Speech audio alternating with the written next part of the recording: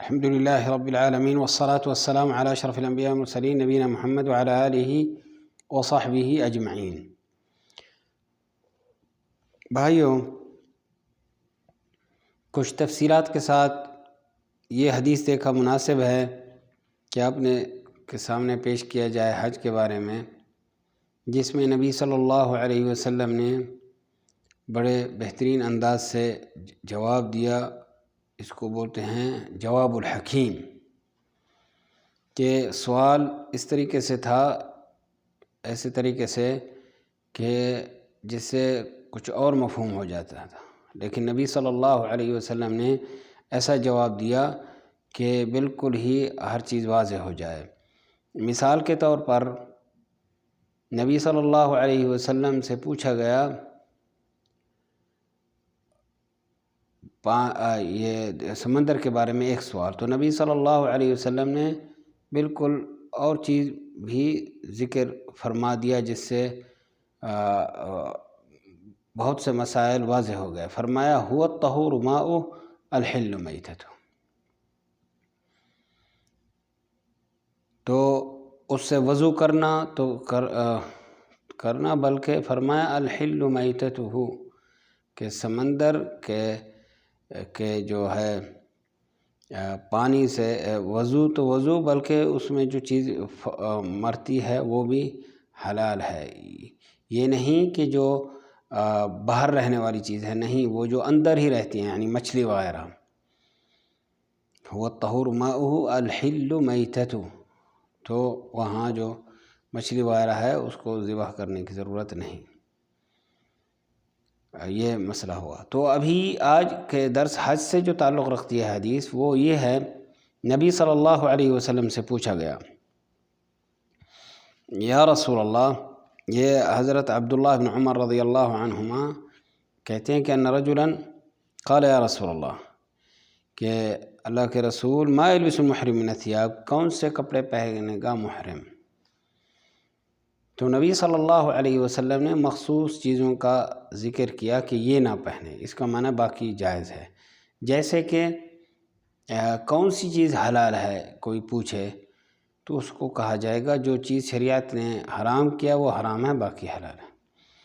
تو یہاں نبی صلی اللہ علیہ وسلم نے فرمایا لا يلبس القمیص ولا العمائم ولا السراویلات،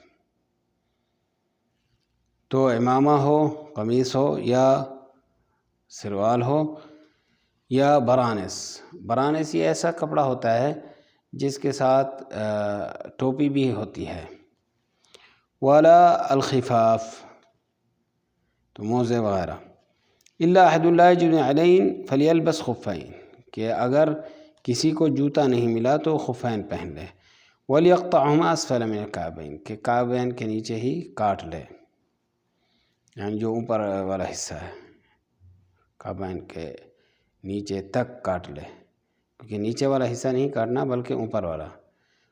ولیقطعہما اسفل من الکعبین، یعنی اوپر والا حصہ جو ہے موزوں کا، جو پیر کے اوپر، یعنی کعبین کو ہی ڈھانپتا ہے، اس سے اوپر والا تو ڈھانپنے تک ہی وہ کاٹا جائے گا۔ ولا یلبس من الثیاب شیئا مسہ زعفران او ورس، تو ورس، زعفران، یہ جو خوشبو والی چیزیں ہیں، یہ نہیں، جس کپڑے کو لگا ہو وہ کپڑا نہ پہنے۔ فرمایا ولا تنتقب المرأة ولا تلبس القفازین، کہ عورت جو ہے نہ نقاب پہنے اور نہ ہی ہاتھوں پر مسیاں پہنے۔ تو یہ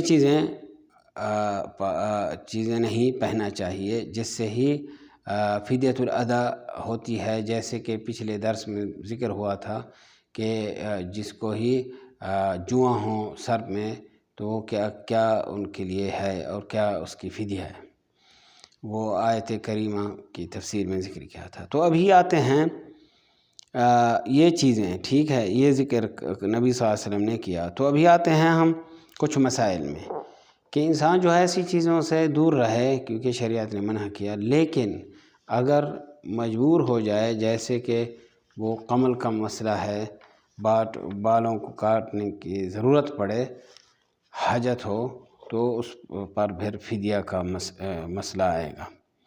ٹھیک ہے. یہاں ایک مسئلہ یاد رہے کہ نبی صلی اللہ علیہ وسلم نے یہ نہیں فرمایا کہ جوتے میں سلائی نہ ہو یا کپڑوں میں سلائی نہ ہو. یہ خیال کریں، یعنی اگر احرام کا کپڑا 2-3 ٹکڑوں میں ہے، اس کو سلائی کی گئی اور پھر وہ اس نے پہنا، یا کیا بولتے ہیں، یہ تو اوپر والا حصہ ہے، نیچے ازار بولتے ہیں، اس میں بھی کچھ پھٹا کپڑا تھا، اس کو سلائی کی گئی کہ وہ یعنی اس کو لمبا کرنے کے لیے کہ چھوٹا ٹکڑا تھا، تو کیا وہ نہیں پہنا چاہیے؟ یہ مسئلہ نبی صلی اللہ علیہ وسلم نے نہیں ذکر کیا، بلکہ نام لے کر ہی قمیص.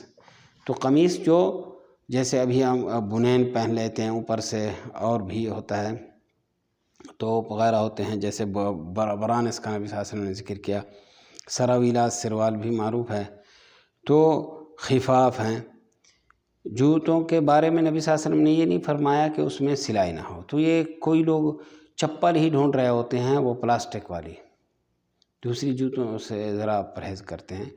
تو یہ مسئلہ نبی صلی اللہ علیہ وسلم نے اس طریقے سے نہیں بتایا، یہ خیال کیا جائے. اور کعبین کا مسئلہ جو ہے وہ آگے ہی ذکر کرتے ہیں. لا تنتقب المرأة، نقاب نہ پہنے. نقاب کون سا ہوتا ہے؟ یہ ابھی دیکھا جاتا ہے، کوئی عورتیں ایسے کرتی ہیں، نقاب کرتی ہیں، اچھی بات ہے، لیکن یہ احرام کے علاوہ کی بات کر رہا ہوں.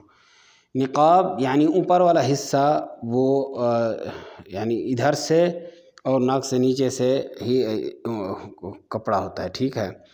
بلکہ وہ ذکر کرتے ہیں علماء کرام کہ اتنا ہی عورت یعنی بالکل اوپر کے والے حصے کے ساتھ نیچے والے کو آپس میں کچھ یعنی ایک دھاگا کہہ لیں یا ٹکڑے سے وہ ملا لیتی تھی کہ وہ لمبا نہ ہو جائے. جیسے ابھی ایسے عورتیں ہیں جن کے بال یہاں سے وہاں سے نظر آ رہے ہیں، لیکن کوئی عورتیں ہیں جو اوپر والا نیچے والا آپس میں ملا لیتی ہیں، پھر اس کے ساتھ اوپر والے کے ساتھ ایک ایسا ہی حصہ ہوتا ہے جس سے وہ آنکھوں کی تفصیلات چھپ جاتی ہیں.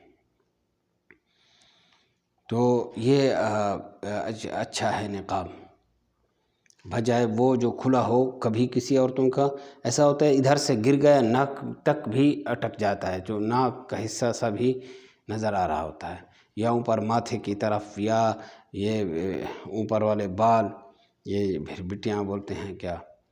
تو ایسے ہی تو یہ بھی خیال کریں، عورتوں نقاب میں ذرا خیال کریں. بلکہ ابھی دیکھا ہے کوئی عورتیں یہ نقاب پہن کر اوپر سے ایک ہلکا سا کپڑا ہوتا ہے جو ہی اوپر سے ڈال لیتی ہیں، جس سے آنکھوں سے وہ آرام سے دیکھتی رہتی ہیں، لیکن دوسرے ان کی آنکھوں کو نہیں دیکھ سکتے، اتنا تک کرتی ہیں. اور ذکر کرتے ہیں کہ الجزائر میں بھی ایسے کرتی ہیں عورتیں، کبھی ایک آنکھ ظاہر ہوتی ہے جہاں سے وہ دیکھتی رہتی ہیں، دوسری پر کپڑا رہتا ہے.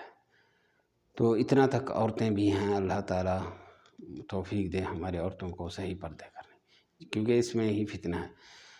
تو مسئلہ یہ ہے کہ دیکھیں، اس سے معلوم ہوا کہ شریعت میں یہ چیز ہے اور تھی. احرام کے دوران نقاب سے منع کیا گیا. اس کے ساتھ ام عائشہ رضی اللہ عنہا ذکر کرتی ہیں کہ اگر کوئی مرد آتے تھے سامنے تو سدلت احدانا جلباب علی وجہہا، کہ وہی منہ کو ڈھانپ لیتی تھی جلباب کے ساتھ. ٹھیک ہے، حالانکہ احرام میں ہیں. تو یہ بھی کوئی عورتیں، شیخ ابن عثیمین رحمۃ اللہ علیہ کہتے ہیں کہ وہ جو ٹوپی پہن کر اوپر سے ڈالتی ہیں کہ منہ کو کپڑا نہ لگے، ایسا بھی نہیں. ہاں بھی یہ تکلف ہے، کیونکہ شریعت نے ایسا نہیں کہا، بلکہ نقاب مخصوص پردے کی بات ہوئی، وہ ہی منع کیا گیا. تو یہ سبحان اللہ ان کے لیے یہ واضح دلیل شریعت میں ہے کہ منہ کو بھی عورتیں ڈھانپیں. احرام میں کوئی مخصوص حالات ہیں وہ بھی آپ نے سن لیا، کہ حتیٰ کہ طواف میں اگر عورت دیکھ رہی ہے اور مرد ہیں تو وہ ڈھانپ لے. تو ام عائشہ رضی اللہ عنہ کا جو فعل ہے اور ذکر کیا کہ نبی صلی اللہ علیہ وسلم کے زمانے میں کیا، تو ان کے لیے یہ کافی ہے. اور ایسے آپ دیکھتے ہوں گے عورتیں منہ چھپائی مردوں کے سامنے آتی ہیں، منہ ظاہر نہیں کرتی ہیں، ایسے بھی ہیں عورتیں. تو یہ مسئلہ بھی ان کے لیے واضح ہو گیا۔ ولا تلبسوا القفازین، تو اس کا منع عورتیں ہاتھوں کو بھی چھپاتی تھیں مسیوں کے ساتھ، تو ان کے لیے یہ آیا احرام کے دوران ایسا نہ کریں۔ ایک آخری مسئلہ ہے یہاں، اس میں ذرا تفصیل کر لیں، وہ یہ ہے کہ دوسری حدیث جو آپ کے سامنے رکھی ہے، جو ہمارے گروپوں میں ہے، واٹس ایپ میں ہو، تو دوسری حدیث میں ہے نبی صلی اللہ علیہ وسلم، یہ عبداللہ ابن عباس رضی اللہ عنہ روایت کرتے ہیں دوسری حدیث کو۔ پہلی حدیث جو ہے عبداللہ ابن عمر، یہ عبداللہ ابن عباس رضی اللہ عنہ کہتے ہیں کہ نبی صلی اللہ علیہ وسلم سے ہم نے سنا، عرفات میں خطبہ دے رہے تھے، اور فرمایا من لم یجد علیہ فلیلبس خفین ومن لم یجد ازارا فلیلبس سراویل، کہ جس کے پاس جوتا نہ ہو تو وہ کیا پہن لے؟ خفین، اور جن کے پاس ازار نہ ہو تو وہ سراویل پہن لے۔ تو خفین یہ تو مسئلہ دوسرا وہ تو تقریباً واضح ہے، لیکن یہاں نعلین کا یہاں کاٹنے کا ذکر نہیں کیا، اس لیے علماء کا اختلاف ہوا اس مسئلے میں۔ اور جان لیں کہ ائمہ رحمۃ اللہ علیہ مجمعین کا ایسے ہی فقہی مسائل میں اختلاف ہے، جو عقائد کے مین مسائل ہیں ان میں ان کا اختلاف نہیں ہے۔ تو افسوس کی بات ہے کہ ہمارے ہاں لوگ امام رحمۃ اللہ علیہ کی طرف نسبت دیتے ہیں اپنے آپ کو کہ ہم فلاں ہیں، حالانکہ ان کے دونوں کے عقائد جو ہیں اس امام سے ہٹ کر ہیں، تو افسوس کی بات ہے۔ تو امام طحاوی رحمۃ اللہ علیہ کتاب جو ہے، ہم نے یہاں دو یونیورسٹی میں پڑھا ہے، شریعت میں پڑھتے تھے کالج میں، تو وہاں بھی پڑھا، تو یعنی وہ پڑھنے میں اور باقی مواد کے ساتھ ہی امتحان دینے کے بعد ہی وہ اجازت ملتی ہے اور ڈگری ملتی ہے۔ پھر جب حدیث پڑھا، حدیث کی یونیورسٹی تو کلیہ، تو اس میں بھی وہی طحاوی عقائد میں تھی، مضمون میں، عقائد کے مضمون میں۔ تو اس سے معلوم ہوا کہ دیکھیں جو ہی کہتے ہیں یہ فلاں جو ہیں اماموں کی تقلید وغیرہ ایسے باتیں کرتے ہیں، حالانکہ یہ پڑھائی جاتی ہیں، کیونکہ عقائد جو ہیں اس میں کوئی اختلاف نہیں ائمہ رحمۃ اللہ علیہ کا۔ باقی فقہی مسائل وہ بھی ہر امام کا قول ساتھ دلائل بھی ساتھ پیش کرتے تھے پروفیسر جو آ کے پڑھاتے تھے، اور اس میں ہم بھی دلائل کے رخ کس طرف ہے، دلیل کی رخ جو ہے نا کس طرح کس امام کے ساتھ ہے اس مسئلے، تو ایسے ہی۔ تو اس کا معنی یہ نہیں کہ وہ امام کی تقلید نہیں کرتے جس مفہوم سے پیش کیا جاتا ہے، تو وہ ائمہ اور فقہا کے اقوال سے کوئی اور نیا قول نہیں لے آتے، بلکہ وہاں ہی دلائل کے ساتھ فقہا کا قول کی ڈسکس ہوتی ہے، اور کہاں ہی ہم بھی اس مسئلے میں کس امام کی طرف مسئلہ رخ کر رہا ہے، یہ بات چلتی ہے اس طریقے سے۔ تو کوئی کہتے ہیں امام کو نہیں مانتا ہے، ایسے عجیب طریقے سے یہ جہالت کی نشانی ہے، یا پھر دوسروں کو ان کے یعنی جو احادیث نبی صلی اللہ علیہ وسلم پر غور کرنا، دلائل پر وہ پڑھاتے ہیں، تو ان کو عوام کو نفرت ان سے دلانا، ایسے کچھ اور ہی غرض ہو جائے گی، کیونکہ وہ عجیب طریقے سے وصف کرتے ہیں کہ یہ ہیں وہ ہیں، تو یہ بھی خیال کیا جائے۔ جیسے کہ قبروں کے بارے میں کہتے ہیں یہ ولیوں کو نہیں مانتے، سبحان اللہ، اللہ تعالیٰ نے ولیوں کا ذکر کیا، اور کوئی ایسے ہیں اوصاف جو ولیوں میں ہوتے ہیں، وہ بات نہیں، بات تو یہ ہوتی ہے کبھی قبروں پر بنانا، یہ تو ائمہ رحمۃ اللہ علیہ مجمعین، احناف رحمۃ اللہ علیہ نے ہی بالکل واضح کر دیا نبی صلی اللہ علیہ وسلم کے دلائل پیش کر کے کہ یہ قبروں پر کچھ بنانا یہ چیز شریعت نے منع کیا ہے سب ائمہ سے، اور خاص طور پہ احناف کا بھی آپ کو ذکر سنا دیا۔ اچھا، یہ ابھی مسئلے میں یہ جو مسئلہ یہاں کا ہے حج والا، وہ یہ ہے کہ نعلین اگر نہ ملیں یعنی جوتے، تو خفین یعنی موزوں کو پہننا پڑے تو کاٹا جائے گا یا نہیں؟ تو ائمہ نے کسی نے کہا کاٹا جاتا ہے، اور کسی ایک نے کہا نہیں، کیونکہ نبی صلی اللہ علیہ وسلم نے یہاں حدیث میں عرفات میں کہتے ہوئے کاٹنے کا ذکر نہیں کیا۔ تو مدینے میں جو تھے لوگ سنا کاٹنے کا، یہاں تو وہ نہیں سن رہے، تو یہاں حاجت ہے تفصیل کی، نبی صلی اللہ علیہ وسلم نے نہیں ذکر کیا، تو اس سے یہ ہوا کہ وہ منسوخ حکم ہو گیا۔ لیکن کسی نے کہا مطلق علی المقید، یعنی کہاں نبی صلی اللہ علیہ وسلم عام بات کہی ہو، کہیں پھر اس کی مزید تفصیل اور تقیید کی ہو، تو اس پر ہی چلنا چاہیے۔ تو اس وجہ سے دونوں کا اختلاف ہوا اس مسئلے میں۔ تو دیکھ لیں ذرا، انشاءاللہ اللہ تعالیٰ سے دعا ہے کہ ہم سب کو دین کی صحیح سمجھ دے اور صحیح عمل کرنے کی توفیق دے۔ کہ دیکھیں کس مسائل میں ائمہ رحمۃ اللہ علیہم کی آپس میں مسائل آتے ہیں اور کس وجہ سے وہ اختلاف ہو رہا ہے۔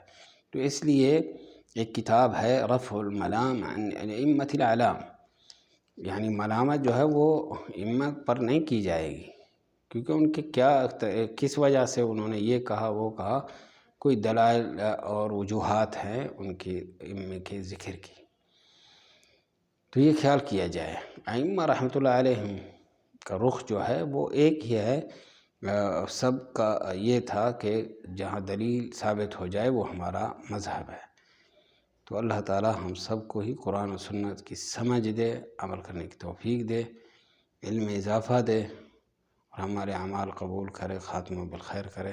السلام علیکم ورحمۃ اللہ وبرکاتہ، صلی اللہ وسلم وبارک علی نبینا محمد وعلی آلہ وصحبہ اجمعین۔